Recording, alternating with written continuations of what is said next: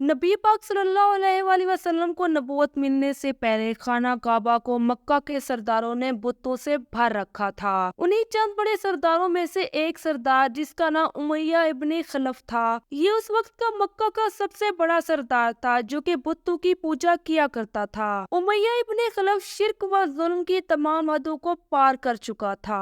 जब उसे पता चला कि उसके ही एक गुलाम ने उसके बुतों की पूजा करने से इनकार कर दिया है और उसका कोई और माबूद है, जैसे ही ये खबर उमैया इब्ने खलफ के कानों में पड़ी तो उमैया इब्ने खलफ गजबनाक हो गया। उसने अपने दरबार में उस गुलाम को बुलवाया। जब वो गुलाम आ गया तो उमैया इब्ने खलफ से पूछा कि तुम्हारा माबूद कौन सा है। इस पर गुलाम ने जवाब दिया कि मेरा माबूद मोहम्मद सल्लल्लाहु अलैहि वसल्लम का माबूद ही है। उमैया ने जब गुलाम की ये बात सुनी तो उमैया गुस्से से लाल पीला हो गया। उमैया उस गुलाम से कहने लगा कि अगर तुम मोहम्मद सल्लल्लाहु अलैहि वसल्लम को एक खुदा मानते हो तो इसका साफ मतलब ये है कि तुम हमारे मुकद्दस बुतों को खुदा नहीं मानते।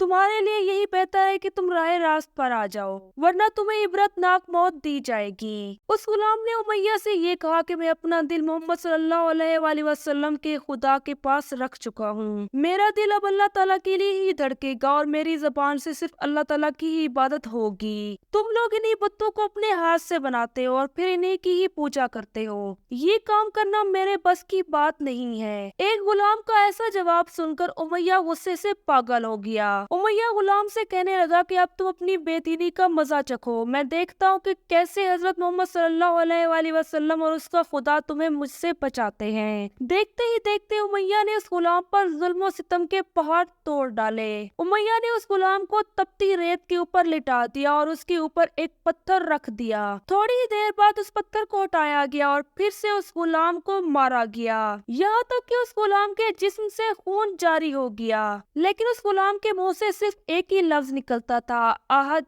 अहद अहद। उमैया जब गुलाम के मुंह से ये अल्फाज सुनता तो उसे मजीद गुस्सा आ जाता। उमैया ने अपने गुलाम को एक रात और एक दिन तक भूखा रखा और तपती रेत के ऊपर लिटाए रखा।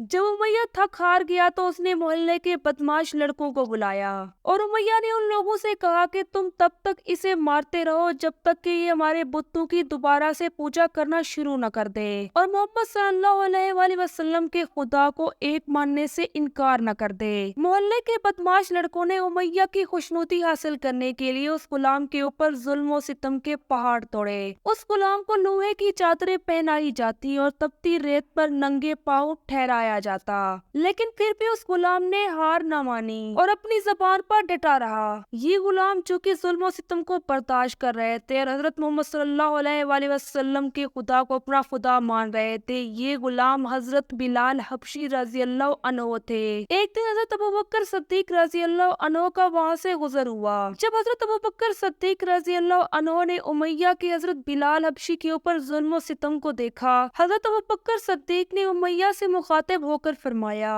ए उमैया, तुम इस गुलाम के ऊपर क्यों जुल्म और सितम कर रहे हो? आखिर इस गुलाम ने तुम्हारा क्या बिगाड़ा है? वो खुदाए वाहिद की इबादत करता है। अगर तू इसके ऊपर एहसान करे तो ये एहसान तुम्हें जन्नत में जरूर काम आएगा। इस पर उमैया ने जवाब दिया कि मैं तुम्हारी इस ख्याली आखिरत के दिन को नहीं मानता। मेरे दिल में जो भी आएगा मैं वो करूंगा। उमैया की बात सुनकर हजरत अबू बकर सिद्दीक बेहद अफसुर्दा हुए। उमैया की बात का बुरा ना मनाते हुए हजरत अबू बकर सिद्दीक ने उमैया को समझाया कि ये तुम्हारे शायाने शान नहीं है कि तुम एक गुलाम के ऊपर जुल्म करो। इस पर उमैया ने हजरत अबू बकर सिद्दीक को कहा कि अगर तुम्हें इस कदर हमदर्दी है इस गुलाम से तो तुम इस गुलाम को खरीद क्यों नहीं लेते?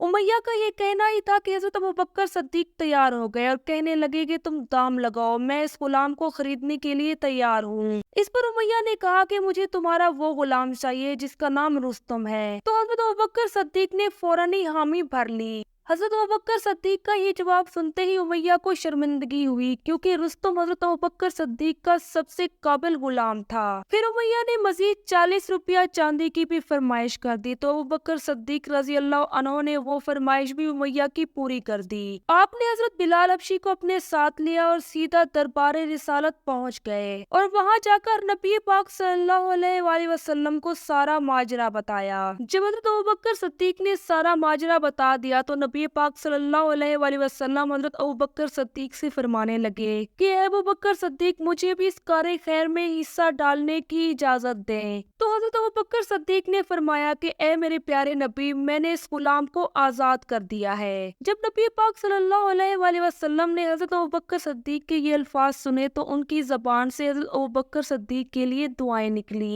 28 साल गुलामी के बाद जब आजादी मिली तो हजरत बिलाल हबशी नबी पाक सल्लल्लाहु अलैहि वसल्लम की खिदमत में रहे। नबी पाक सल्लल्लाहु अलैहि वसल्लम जो भी काम हजरत बिलाल हबशी रजी अल्लाह अन्हु को कहते तो अपनी जान की बाजी लगा देते, लेकिन उस काम को पूरा करके दिखाते। जब नबी पाक सल्लल्लाहु अलैहि वसल्लम ने नबूवत का ऐलान किया तो हजरत बिलाल हबशी भी उन लोगों में से थे जिन्होंने नबी पाक सल्लल्लाहु अलैहि वसल्लम को आखिरी नबी माना था।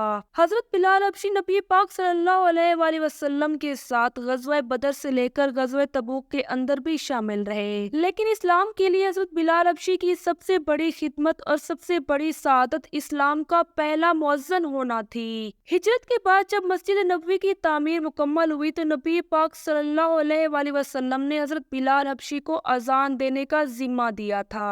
हजरत बिलाल हबशी रज़ी अल्लाह अन्हु की आवाज इस कदर प्यारी थी कि लोग अपना काम काज छोड़कर पहले मस्जिद में आते थे और नमाज को अदा करते थे। यूं ही ये सिलसिला चलता रहा और वक्त गुजरता रहा, लेकिन 11 हिजरी में जब नबी पाक सल्लल्लाहु अलैहि वसल्लम ने सफर आखिरत तैयार कर ली तो हजरत बिलाल हबशी के ऊपर गम के पहाड़ टूट पड़े। जब भी हजरत बिलाल हबशी अजान देते तो उन्हें नबी पाक सल्लल्लाहु अलैहि वसल्लम की याद सताती। हजरत बिलाल हबशी ने नबी पाक सल्लल्लाहु अलैहि वसल्लम से ये सुन रखा था कि मोमिन के लिए सबसे बड़ी बात जहाद है, तो उन्होंने खलीफा अव्वल हजरत अबू बकर सिद्दीक रजी अल्लाह अन्हु से उस वक्त जहाद के लिए दरखास्त तलब की। तो हजरत अबू बकर सिद्दीक ने उन्हें वास्ते देकर रोका कि तुम मुझे इस बुढ़ापे में मत छोड़कर जाओ। तो हजरत बिलाल हबशी रजी अल्लाह अन्हु ने इस शर्त पर उनकी बात मान ली कि नबी पाक सल्लल्लाहु अलैहि वसल्लम के बाद वो किसी के लिए अब अजान न देंगे। जब बैतुल मुकद्दस की तस्खीर के लिए शाम जाना पड़ा तो वहाँ पर ईसाइयों से सुलहनामे के बाद हजरत उमर फारूक रजी अल्लाह अन्हु ने हजरत बिलाल हबशी से ये दरखास्त की कि वो अजान दें। तो हजरत बिलाल हबशी ने नबी पाक सल्लल्लाहु अलैहि वसल्लम की इस दुनिया को रुखसत कर जाने के बाद पहली मर्तबा वहाँ पर अजान दी थी। फिर हजरत बिलाल हबशी शाम के एक छोटे से गांव में वहीं पर बस गए।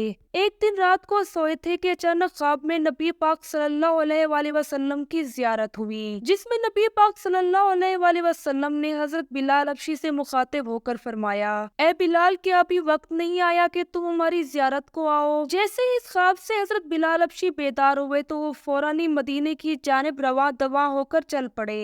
मदीने पहुंचकर उन्होंने सबसे पहले रोज़ा रसूल पर हाजिरी दी और फिर हजरत मोहम्मद सल्लल्लाहु अलैहि वसल्लम के प्यारे नवासे हजरत हुसैन और हजरत हसन से मिलने गए। सुबह हुई तो तमाम लोग मस्जिद के अंदर नमाज पढ़ने के लिए आए तो हजरत इमाम हसन और हुसैन की फरमाइश पर हजरत बिलाल हबशी ने फिर से अजान दी। ये अजान सुनते ही तमाम लोगों को नबी पाक सल्लल्लाहु अलैहि वसल्लम की याद ताजा हो गई। हजरत बिलाल हबशी की आवाज में इस कदर दर्द था कि लोगों को ये महसूस होने लगा कि नबी पाक सल्लल्लाहु अलैहि वसल्लम का दौर वापस आ गया हो। हजरत बिलाल हबशी ने 60 बरस तक इस्लाम की खिदमत की और फिर इस दुनिया से रुखसत हो गए। आपका मज़ार दमिश्क में मौजूद है और आपको दरबार रिसालत में एक अहम मकाम हासिल था।